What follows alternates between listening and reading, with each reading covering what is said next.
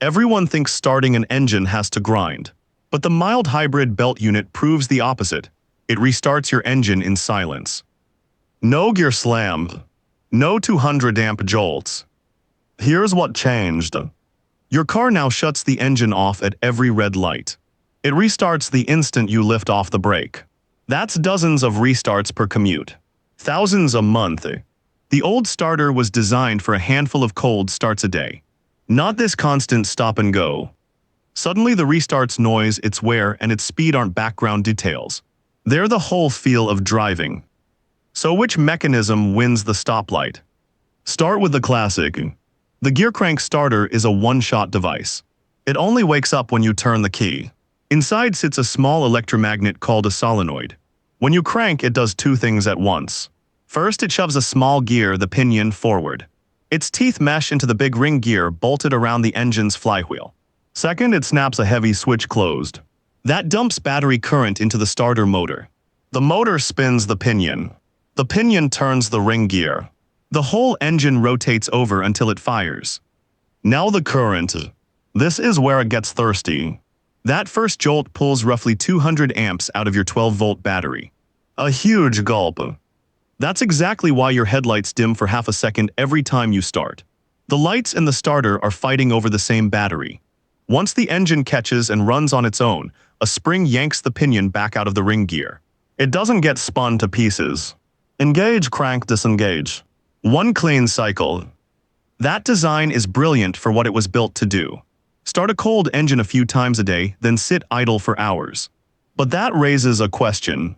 If it works, why does it grind and why does it hate the stoplight? Here's the catch. All of that grind comes from one moment. Two gears crashing into mesh. When the pinion jumps forward, its spinning teeth have to slot into the ring gear's teeth that aren't moving yet. Sometimes they line up. Sometimes they clash first and bounce. That's the RRRRRR clatter you hear before the engine catches. And the cranking is slow. The starter only spins the engine at around 200 revolutions per minute. A crawl compared to the thousands the engine hits once it's running. So you get a distinct, audible pause. Grind, spin, catch. Every single time. Now the bigger problems. This ties straight back to the stoplight. Every one of those parts wears. The pinion teeth and the ring gear teeth grind metal on metal. The motor's carbon brushes rub away. The solenoid switch burns a little each time it slams closed. Engineers rate these parts for maybe tens of thousands of cycles. A lifetime of normal key starts. But stop-start at every light demands hundreds of thousands of restarts. That's 10 times the wear the part was ever designed to take. You'd chew through a starter built this way. So automakers faced a wall. They couldn't just run the old starter harder. They needed a restart that made no mesh, no clatter, and could fire thousands of times without wearing out. Which is exactly where the belt comes in. So here's the fix. Look at where your alternator normally sits. That's the part that charges the battery while you drive. Automakers pulled it out and bolted in a beefier electric machine in its place. It's called a belt starter generator. The trick is right there in where it lives. It doesn't throw a gear at anything. It's linked to the engine's crankshaft the whole time, through the same rubber accessory belt that already loops around the front of the engine. Always connected. Nothing to engage. When it's time to restart, this machine just spins. Because the belt is already gripping the crank pulley, the engine spins straight up with it. No pinion jumping into mesh. No teeth to clash. No clatters. The restart is silent and nearly instant.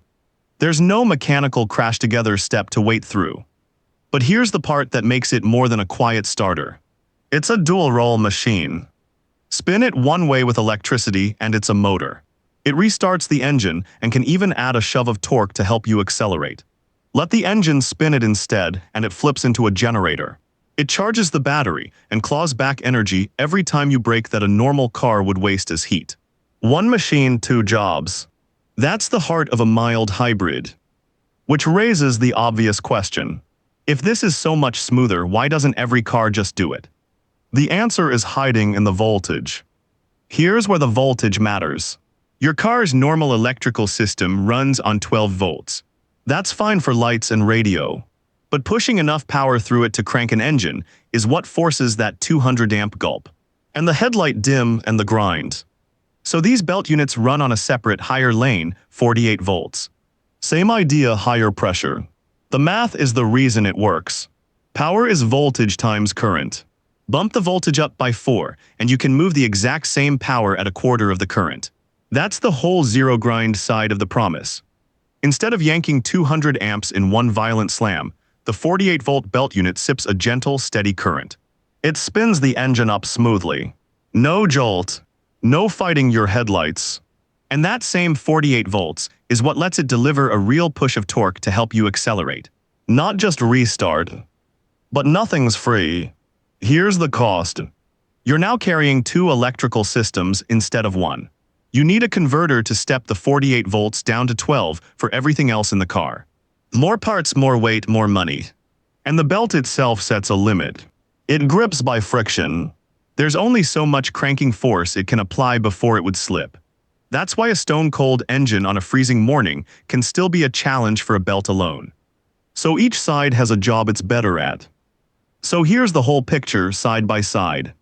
The gear starter is simple, cheap, and utterly proven. It's been cranking engines for a century. But it's loud, it's slow, and it wears out fast under constant use. The belt starter generator is silent, nearly instant and gentle on itself. And it throws in hybrid assist and energy recovery for free. But it costs more and demands that whole second 48-volt system. Now the real answer to why automakers moved. Stop-start only works if you don't notice it. The instant a restart grinds or makes you wait, drivers hate it and switch the feature off. The belt unit exists to make the constant restarting invisible. Silent and quick enough that you forget the engine ever stopped. That's the entire point. And here's the twist, neither one truly wins. The gear starter still owns cold start reliability and the rock-bottom price floor. That's why cheap cars keep it. The belt unit owns refinement and efficiency, which is why it rules the mild hybrid stoplight. 2 tools, 2 different jobs. So strip it all away, and this whole rivalry is one clean trade. A 200-amp gear slam versus a silent belt restart is really 12-volt mesh versus 48-volt belt. Brute crank against gentle spin. Next time your engine wakes up without a shudder at a red light, you know exactly which machine did it. And if a belt unit can restart and assist, what happens when you make the electric machine big enough to move the whole car on its own? That's the full hybrid, and its integrated starter generator is where we're headed next.